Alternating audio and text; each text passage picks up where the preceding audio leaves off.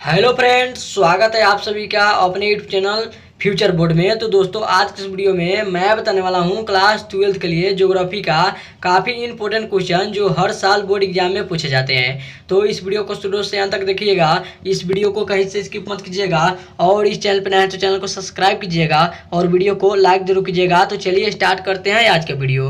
तो दोस्तों, यहाँ पे आपका पहला नंबर प्रश्न है, अधिकांश देशों में ग्रामीण नगरीय विभाजन किस आधार पर होता है? बताइए कमेंट करके। पहला क्वेश्चन है आपका, क्वेश्चन है अधिकांश देशों में ग्रामीण नगरीय विभाजन किस आधार पर होता है? बताइए कमेंट करके, किस आधार पर होता है? तो याद रखिएगा, पिरामिड के आधार पर होता है। किस आधार पर होता है? तो पिरामिड के आधार पर होता है। यहाँ पे आपका ए ऑप्शन राइट आंसर होगा। चलिए अगले नंबर प्रश्न की ओर चलते हैं।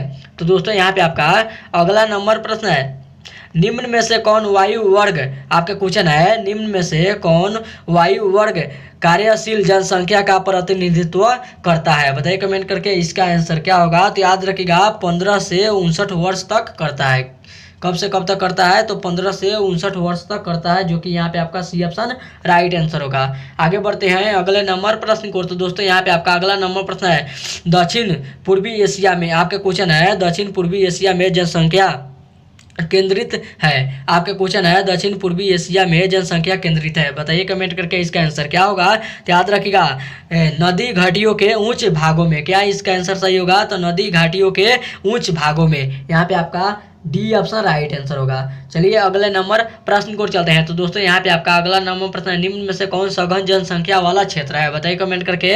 आपका क्वेश्चन है, निम्न में से कौन सघन जनसंख्या वाला क्षेत्र है? तो याद रखिएगा, कौन सा है? तो दक्षिण पूर्वी एशिया क्षेत्र है। क्या है? तो दक्षिण पूर्वी एशिया क्षेत्र है, जो कि डी ऑप्शन राइट आंसर होगा। आगे बढ़ते हैं अगले नंबर प्रश्न को। तो दोस्तों, यहाँ पे आपका अगला नंबर प्रश्न है, किस द्वीप में सर्वाधिक जनसंख्या घनत्व पाया जाता है? आपका क्वेश्चन है, किस द्वीप में सर्वाधिक जनसंख्या घनत्व पाया जाता है? तो याद रखिएगा, क्या पाया जाता है? तो जावा पाया जाता है। क्या पाया जाता है? तो जावा पाया जाता है, जो कि यहाँ पे आपका ए ऑप्शन राइट आंसर होगा।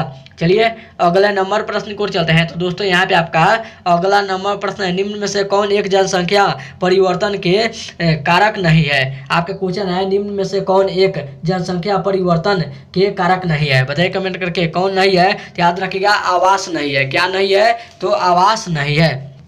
यहाँ पे आपका बी ऑप्शन राइट आंसर होगा। चलिए अगले नंबर प्रश्न को चलते हैं। तो दोस्तों, यहाँ पे आपका अगला नंबर प्रश्न है, आधुनिक मानव भूगोल के जनक है। आपका क्वेश्चन है, आधुनिक मानव भूगोल के जनक है। तो बताइए क्या नहीं है? तो याद रखिएगा, क्या नहीं है? तो फ्रेडरिक नहीं है। क्या नहीं है? तो फ्रेडरिक। यहाँ पे आपका ए ऑप्शन राइट आंसर होगा, राइट जेड। आगे बढ़ते हैं अगले नंबर प्रश्न को। तो दोस्तों, यहाँ पे आपका अगला नंबर प्रश्न है, मानव भूगोल का जनक किसे कहा जाता है? आपका क्वेश्चन है, मानव भूगोल का जनक किसे कहा जाता है? बताइए कमेंट करके, किसे कहा जाता है? तो याद रखिएगा, किसे कहा जाता है? तो रेटजेल को कहा जाता है। किसे कहा जाता है? तो रेटजेल को कहा जाता है। यहाँ पे आपका डी ऑप्शन राइट आंसर होगा। आगे बढ़ते हैं अगले नंबर प्रश्न को। तो दोस्तों, यहाँ पे आपका अगला नंबर प्रश्न है, सभ्यवाद की अवधारणा। आपका क्वेश्चन है, सभ्यवाद की अवधारणा में किस घटक को महत्वपूर्ण माना गया है? आपका क्वेश्चन है, सभ्यवाद की अवधारणा में किस घटक को महत्वपूर्ण माना गया है? बताइए कमेंट करके इसका आंसर क्या होगा। तो याद रखिएगा, यहाँ पे आपका प्राकृतिक घटक होगा, मानवीय घटक होगा, इसलिए यहाँ पे आपका सी ऑप्शन राइट आंसर होगा। ए एवं बी दोनों आंसर सही होगा। आगे चलते हैं अगले नंबर प्रश्न को। तो दोस्तों, यहाँ पे आपका अगला नंबर प्रश्न है, 11वीं पंचवर्षीय योजना की अवधि है। आपका क्वेश्चन है, 11वीं पंचवर्षीय योजना की अवधि है। बताइए कमेंट करके इसका आंसर क्या होगा। तो याद रखिएगा, 2007 से 2012 तक का है। यहाँ पे आपका बी ऑप्शन राइट आंसर होगा। आगे चलते हैं अगले नंबर प्रश्न को। तो दोस्तों, यहाँ पे आपका अगला नंबर प्रश्न है, निम्नलिखित में से किस महाद्वीप में, आपका क्वेश्चन है, निम्नलिखित में से किस महाद्वीप में जनसंख्या वृद्धि सर्वाधिक है? आपका क्वेश्चन है, निम्नलिखित में से किस महाद्वीप में जनसंख्या वृद्धि सर्वाधिक है? बताइए कमेंट करके इसका आंसर क्या होगा। तो याद रखिएगा, अफ्रीका यहाँ पे आपका सर्वाधिक है, इसलिए यहाँ पे आपका ए ऑप्शन राइट आंसर होगा, जो कि क है। आगे चलते हैं अगले नंबर प्रश्न को। तो दोस्तों, यहाँ पे आपका अगला नंबर प्रश्न है,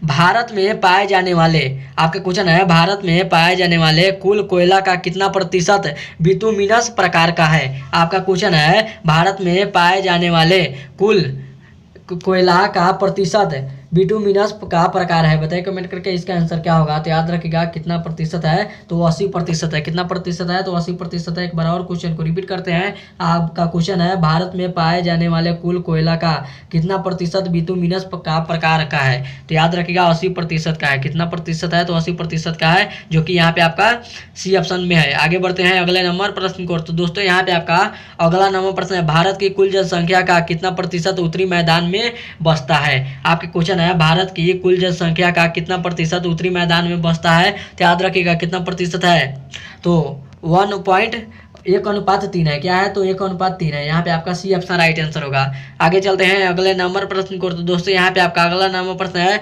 हीराकुंड है। यहाँ पे आपका हीराकुंड परियोजना अवस्थित है। यहाँ पे आपका हीराकुंड है, याद रखिएगा हीराकुंड परियोजना अवस्थित है। तो याद रखिएगा इसका आंसर क्या होगा। तो याद रखिएगा उड़ीसा में है। किसमें है, तो उड़ीसा में अवस्थित है, जो कि यहाँ पे आपका ए ऑप्शन राइट आंसर होगा। आगे चलते हैं अगले नंबर प्रश्न को। तो दोस्तों यहाँ पे आपका अगला नंबर प्रश्न, निम्नलिखित में कौन परंपरागत ऊर्जा स्रोत है? आपका क्वेश्चन है निम्नलिखित में से कौन परंपरागत ऊर्जा स्रोत है? बताइए कमेंट करके इसका आंसर क्या होगा। तो याद रखिएगा परंपरागत ऊर्जा स्रोत है, तो याद रखिएगा क्या होगा। तो यहाँ पे आपका पेट्रोलियम, कोयला, प्राकृतिक गैस, इसलिए यहाँ पे आपका डी ऑप्शन राइट आंसर होगा इनमें से सभी। क्या आंसर सही होगा, तो डी ऑप्शन राइट आंसर होगा इनमें से सभी। चलिए अगले नंबर प्रश्न को चलते हैं। तो दोस्तों यहाँ पे आपका अगला नंबर प्रश्न है, बालाघाट मैंगनीज क्षेत्र किस राज्य में स्थित है? आपका क्वेश्चन है बालाघाट मैंगनीज क्षेत्र किस राज्य में स्थित है? बताइए कमेंट करके किस राज्य में स्थित है। तो याद रखिएगा ओडिशा राज्य में स्थित है। किस राज्य में स्थित है, तो ओडिशा राज्य में स्थित है, जो कि यहाँ पे आपका बी ऑप्शन राइट आंसर होगा। चलिए अगले नंबर प्रश्न को चलते हैं। तो दोस्तों यहाँ पे आपका अगला नंबर प्रश्न है, कोरबा क्षेत्र से, आपका क्वेश्चन है कोरबा क्षेत्र से किसे कोयला प्राप्ति की सुविधा प्राप्त है? आपका क्वेश्चन है कोरबा क्षेत्र से किसे कोयला प्राप्ति की सुविधा प्राप्त है? बताइए कमेंट करके इसका आंसर क्या होगा। तो याद रखिएगा भिलाई का है। किसका है, तो भिलाई, यहाँ पे आपका बी ऑप्शन राइट आंसर होगा। आगे बढ़ते हैं अगले नंबर प्रश्न को। तो दोस्तों यहाँ पे आपका अगला नंबर प्रश्न है, इनमें कहाँ भूरा कोयला मिलता है? आपका क्वेश्चन है इनमें कहाँ भूरा कोयला मिलता है? बताइए कमेंट करके इसका आंसर क्या होगा। तो याद रखिएगा झारखंड में मिलता है। कहाँ मिलता है, तो झारखंड में मिलता है भूरा कोयला। आगे बढ़ते हैं अगले नंबर प्रश्न को। तो दोस्तों यहाँ पे आपका अगला नंबर प्रश्न है, फार्म गृह सामान्यतः कहाँ नहीं पाए जाते हैं? आपका क्वेश्चन है फार्म गृह सामान्यतः कहाँ नहीं पाए जाते हैं? बताइए कमेंट करके कहाँ पे नहीं पाए जाते हैं। तो याद रखिएगा भारत में नहीं पाए जाते हैं। कहाँ पे नहीं पाए जाते हैं, तो भारत में नहीं पाए जाते हैं, जो कि यहाँ पे आपका बी ऑप्शन राइट आंसर होगा। चलिए अगले नंबर प्रश्न को चलते हैं। तो दोस्तों यहाँ पे आपका अगला नंबर प्रश्न है, धरावी मलिन, आपका क्वेश्चन है धरावी मलिन बस्ती किस नगर में स्थित है? आपका क्वेश्चन है धरावी मलिन बस्ती किस नगर में स्थित है? तो याद रखिएगा किस नगर में स्थित है, तो मुंबई नगर में स्थित है, जो कि यहाँ पे आपका बी ऑप्शन राइट आंसर होगा। और ये था आपका वीडियो का लास्ट क्वेश्चन। उम्मीद करते हैं वीडियो आप सभी को बहुत ही अच्छा लगा होगा। तो इस वीडियो में जाते जाते इस वीडियो को जरूर एक लाइक कर दीजिएगा, और चैनल पर नया है तो चैनल को सब्सक्राइब जरूर कीजिएगा। तब तक मिलते हैं अगले वीडियो में, तब तक bye bye, thank you for watching. मिलते हैं अगले वीडियो में।